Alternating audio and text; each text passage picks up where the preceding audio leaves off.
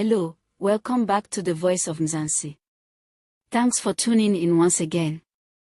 And if this is your first time here, go ahead and hit that subscribe button so you don't miss any of the news that matters most to South Africans.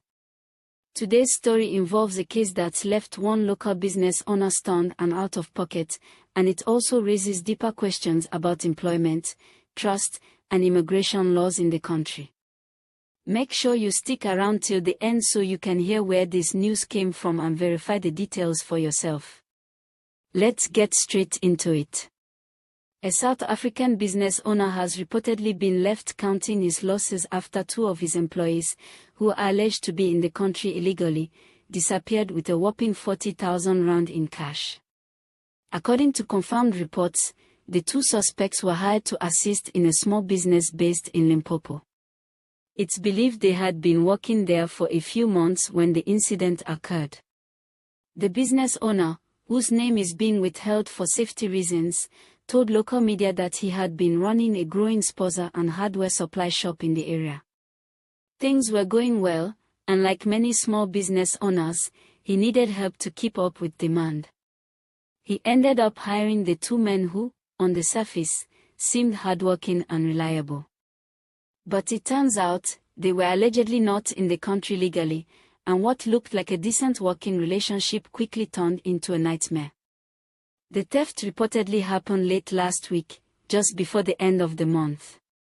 The boss had withdrawn the cash to pay for stock and wages.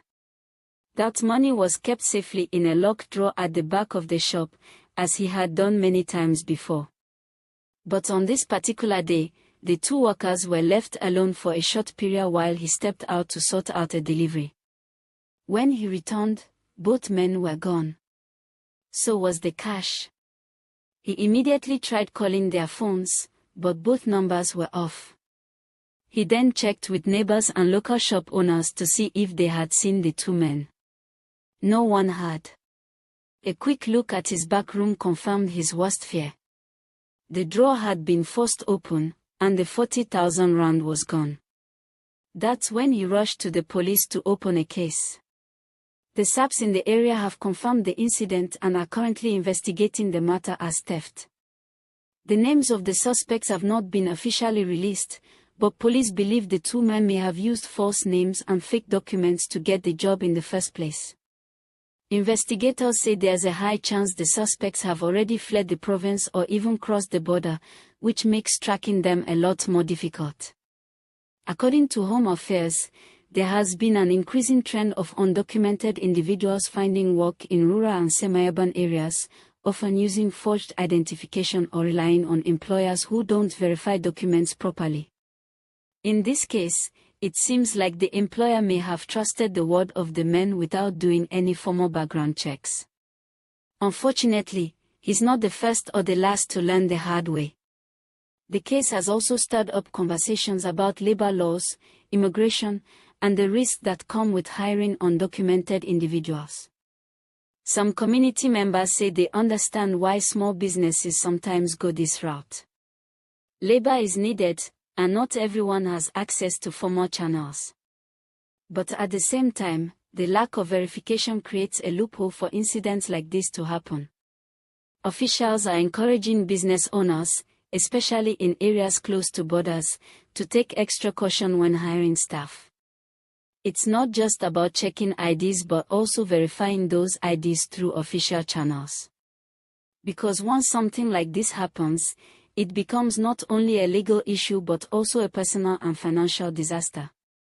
The police have also issued a call to the public, especially those in the Limpopo area, to come forward with any information they might have about the whereabouts of the suspects. While their names and faces aren't public yet, the authorities are working with the business owner to compile proper descriptions. There's hope that with enough help from the community, they might still be tracked down. In the meantime, the business owner is left devastated. That money wasn't just lying around. It was meant for stock, supplier payments, and wages for other workers. Now, he has to start again, and his trust in people has been shaken. He told reporters that he's considering installing CCTV cameras and biometric locks for the shop going forward. But the truth is, prevention would have been better than cure. Now, we know South Africans are known for their humor, even in difficult times, so let's wrap this up with a few light-hearted thoughts. One person on social media commented that the two suspects vanished faster than load shedding on election day. Another said the boss should have paid them with vouchers from a tuck shop because cash clearly gives people too much motivation to ghost you. And someone else joked that if they had put that much effort into working, they could have earned the 40,000 legally over time without making headlines.